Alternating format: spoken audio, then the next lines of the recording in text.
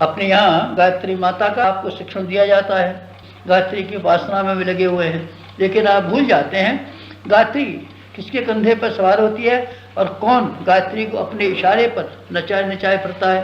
गायत्री माता की तस्वीर को आप जरूर ध्यान करते हैं। इस तस्वीर में उसका वाहन देखा है ना आपने, एक वाहन का नाम है हंस। हंस के ऊपर गायत्री माता सवारी करती हैं। ये बात शायद आपकी समझ में ना आए, क्योंकि इंसान की बराबर शरीर जिसका है वो जानवर पर, पशुओं पर सवारी तो कर सकते हैं, लेकिन पक्षियों पर सवारी नहीं कर सकते। घोड़े पे आप बैठ सकते हैं, गधे पे बैठ सकते हैं, हाथी पे बैठ सकते हैं, ऊँट पर बैठ सकते हैं, भैंसे पर बैठ सकते हैं, इन पर तो बैठ सकते हैं, लेकिन आप बताइए किसी पक्षी पर जिसका वजन बेचारे का नहीं की बराबर है, तो उसके ऊपर कैसे आदमी बैठ पाएगा। ये एक अलंकार है जिसमें ये बात बताया गया है कि हंस उस व्यक्ति का नाम है जो उचित और अनुचित का फर्क करना जानता है। आपको उचित और अनुचित का फर्क करना चाहिए। लोगों के रास्ते पर चलने की बनस्बत आपको अलग खड़े होकर के देखना चाहिए कि मुनासिब रास्ता क्या है, मुनासिब तरीके क्या हैं, मुनासिब क्या है। लोग गलती करें तो आप क्या कर सकते हैं। गलतियों का ही ज़माना है। आप पानी के बहाव में तिनके की तरीके से बहते चले जाएं, भला ये भी कोई समझदारी रही। आप हवा में उड़ते हुए पत्तों की तरीके से उड़ते हुए चले जाएं, भला ये भी कोई समझदारी हुई। आपको वजनदार होना चाहिए। आपको अपनी ज़िंदगी के बारे में फैसले स्वयं करने चाहिए। अपने रास्ते का चुनाव करने वाले में आपकी हिम्मत आपकी सहायक होनी चाहिए। ईमान और भगवान दो चीज़ें ऐसी हैं जिनकी सहायता से आप बड़े से बड़े फैसले कर सकते हैं। दुनिया में तो आमतौर से गलत काम होते हैं। लोग तो सिर्फ अपने आप को शरीर समझते हैं और शरीर की खुशहाली के लिए जो भी बुरे से बुरा काम हो सकता है सब करते हैं। लोग तो ऐसे बेअकल हैं कि लोगों को आज का फ़ायदा दिखाई पड़ता है, कल का नुकसान कहाँ दिखाई पड़ता है। जितनी भी सामाजिक कुरीतियाँ हैं इसमें क्या बात है, आप ज़रा बताइए। आज का फ़ायदा कल का नुकसान, आप भी ये करेंगे ना। लोगों के रास्ते से हटिए, लोगों के रास्ते से हट करके अलग खड़े होकर के नए ढंग से विचार करना शुरू कीजिए कि क्या मुनासिब और क्या मुनासिब नहीं है। आपका भविष्य किन बातों से बनता है और किन बातों से बनता नहीं है। अगर आप ये बात तय करने लगेंगे तो मैं आपको ज्ञानवान कहूँगा।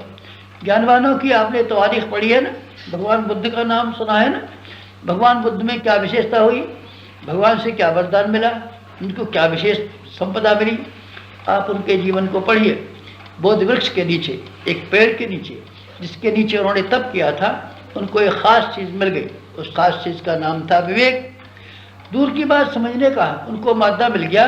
उन्होंने कहा सारी दुनिया से प्रभावित होना नहीं है, हमको दूसरों को प्रभावित करना है। दूसरे जो मुनासिब मान भी सकते हैं, लेकिन अधिकांश बातें खासतौर से जीवन यापन करने के संबंध में, जीवन की संपदा का उपयोग करने के संबंध में अधिकांश लोगों की रायें गलत, लोगों के ढर्रे गलत हैं।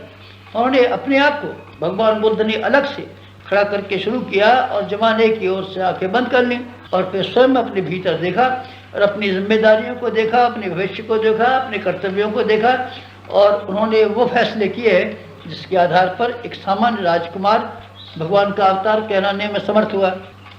उस जमाने में क्या होता था उन्होंने ज़रा भी विचार नहीं किया। उन्होंने ये कहा कि मुनासिब क्या है, जो मुनासिब था वही लोगों से कहा। यज्ञों में हिंसा होती है ना, हम हिंसा नहीं करेंगे। यज्ञ की बात वेदों में लिखी है, तब भगवान बुद्ध वेदों के बारे में जानकार नहीं थे, तो उन्होंने कहा वेद में ऐसा लिखा है तो वेद को आपको नहीं मानना चाहिए। फिर लोगों ने कहा वेद तो भगवान बनाए हैं, तो उन्होंने ये कहा अगर भगवान ने ऐसे वेद बनाए हैं जिसमें कि नैतिक सिद्धांतों का परिपालन नहीं हुआ है, तो फिर ऐसे भगवान को मानने की आवश्यकता क्या है। फिर उन्होंने भगवान के मानने से इनकार कर दिया। कहने का अर्थ ये है कि उन्होंने विवेक को, बुद्ध का अर्थ है या विवेक, ठीक वास्तविकता को उन्होंने अंगीकार कर लिया और उन्होंने ये फैसला किया जो वास्तविकता होगी, सच्चाई होगी, हम सिर्फ उसी बात को मानेंगे और बातों को नहीं मानेंगे। इसी का नाम है आत्मज्ञान, इसी का नाम है ब्रह्म विद्या, इसी का नाम है प्रज्ञा, इसी का नाम है ऋतंभरा। मैं आपसे यही निवेदन कर रहा था, गायत्री की महत्ता आपने जानी है, आप उसका वाहन बनना शुरू कीजिए। उसके वाहन की दो ही तो विशेषता है। एक तो यह है कि नीर और खेत को अलग कर देता है, पानी और दूध को अलग कर देता है। इस दुनिया में जो कुछ भी मिला हुआ है घपला है, सब गुड़ गोबर मिला हुआ है। कहीं सच्चाई की झलक दिखाई पड़ती है और उसी के साथ में झुठाइयत बेईमानी का कितना गहरा पुट दिखाई पड़ता है। आप अलग किस तरीके से करेंगे, आपकी विवेकशीलता के माध्यम से संभव है कि आप दोनों को अलग कर दें। राजहंस के बारे में ये बताया गया है कि वो या हंसा मोती चले या लंघन मर जाए। लंघन मरना ठीक है, अगर आप ईमानदारी से नहीं कमा सकते, मुनासिब ज़िंदगी नहीं जी सकते, तो ऐसी ज़िंदगी जीने से क्या फ़ायदा। आप नहीं जीने से मेरा मतलब यह है आप गरीबी में गुजारा कर लें, कंगाली में गुजारा कर लें, तकलीफ़ में गुजारा कर लें।